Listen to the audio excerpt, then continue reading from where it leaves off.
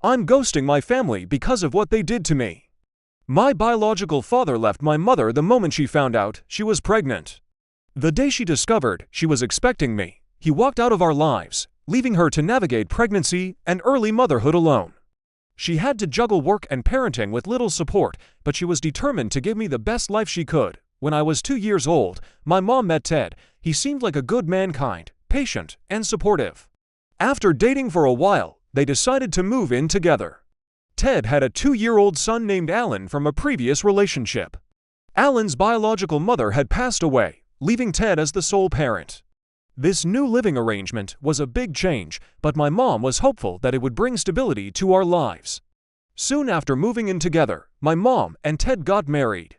It felt like the start of a new chapter for our blended family. My mom decided to adopt Alan, officially making him her son.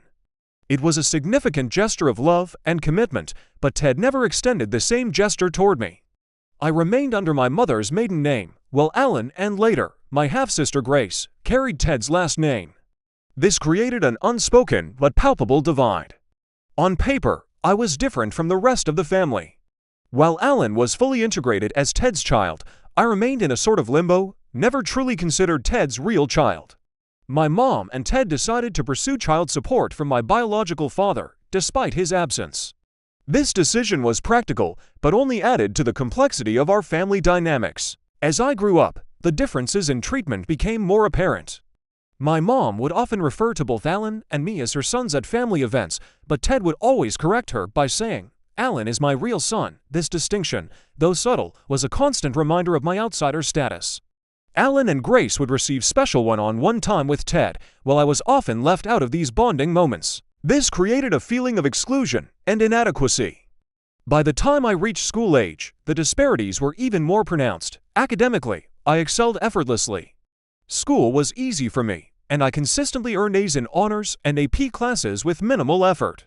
Alan, on the other hand, struggled to maintain B's and C's. This difference in our academic performance didn't go unnoticed. When report cards came out, Ted's reactions were telling. He would shower Alan and Grace with praise and celebrate their achievements with enthusiasm. My report cards, however, were met with a different response. Ted would make jokes about how I could sleep through class and still get an A, dismissing my accomplishments with humor rather than genuine praise. Even when my mom intervened to ensure that I received fair rewards for my grades, Ted's behavior didn't change. He continued to give Alan and Grace more significant rewards for their achievements and spend more on their special outings. Ted's favoritism extended beyond academic achievements. He spent a lot of one-on-one time with Alan and Grace, engaging in activities and outings that I was often excluded from.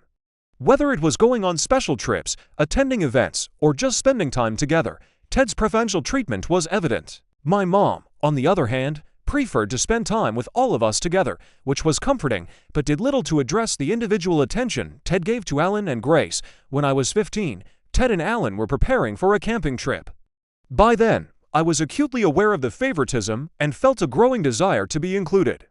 I had been expressing interest in joining the trip, hoping it would be an opportunity to bond with Ted and Alan. As the departure day approached, I reached a breaking point.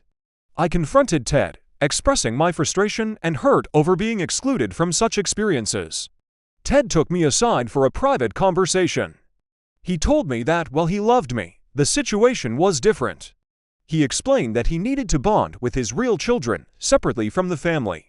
He suggested that I should ask my mom to arrange bonding activities just for the two of us. I was devastated. His words felt like a final confirmation of my outsider status and left me feeling emotionally shattered.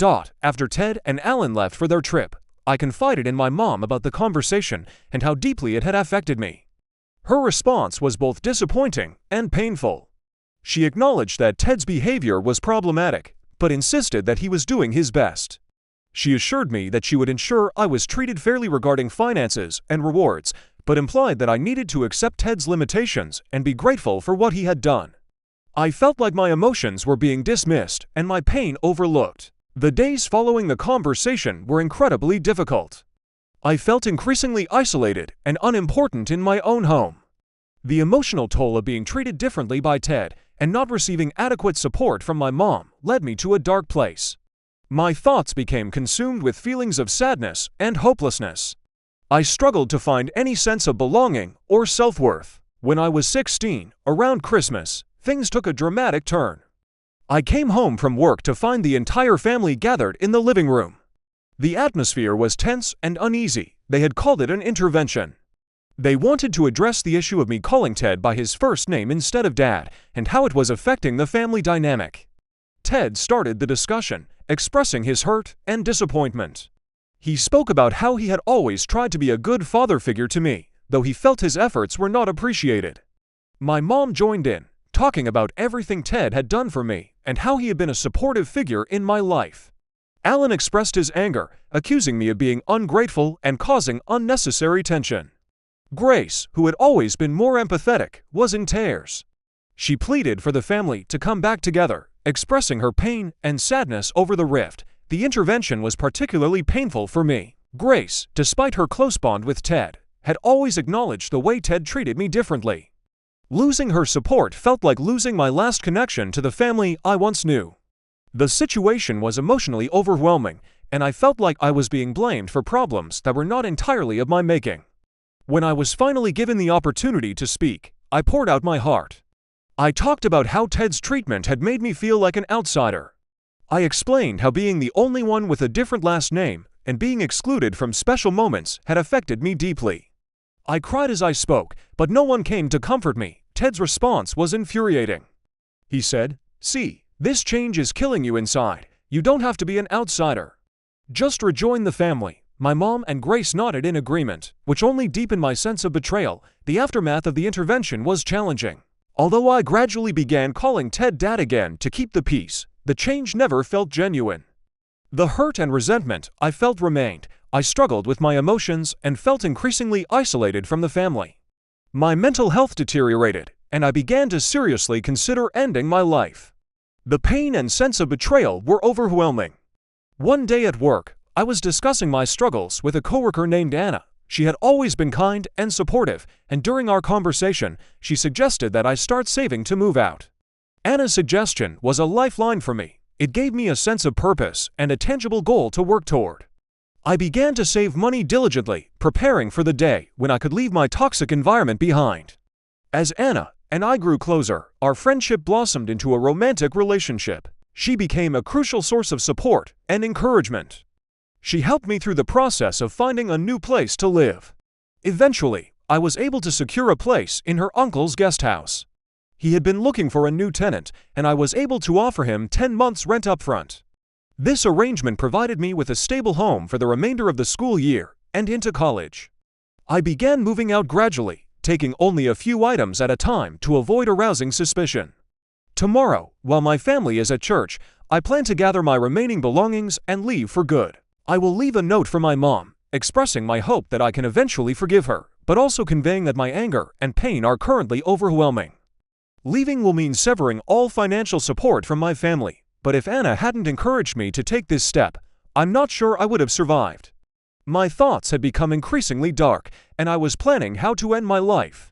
Anna's support and encouragement were instrumental in helping me find a way out of that dark place. She has been a lifeline for me, and I'll always be grateful for her role in saving my life. I don't know what the future holds or whether Anna and I will remain together after high school. She is staying local for college, and I need to forge my own path. Regardless of what happens, I am deeply thankful for her presence in my life and the support she has given me. Her encouragement has been a beacon of hope during one of the darkest times of my life. As I prepare to leave, I am filled with a mixture of sadness and relief. It's painful to leave behind the family I once hoped to be a part of, but it's also a necessary step for my own well-being and mental health. I hope that one day, my family will understand my decision and that I will find a way to heal from the emotional scars of the past. For now, I am taking control of my life and moving forward, guided by the hope that a brighter future awaits.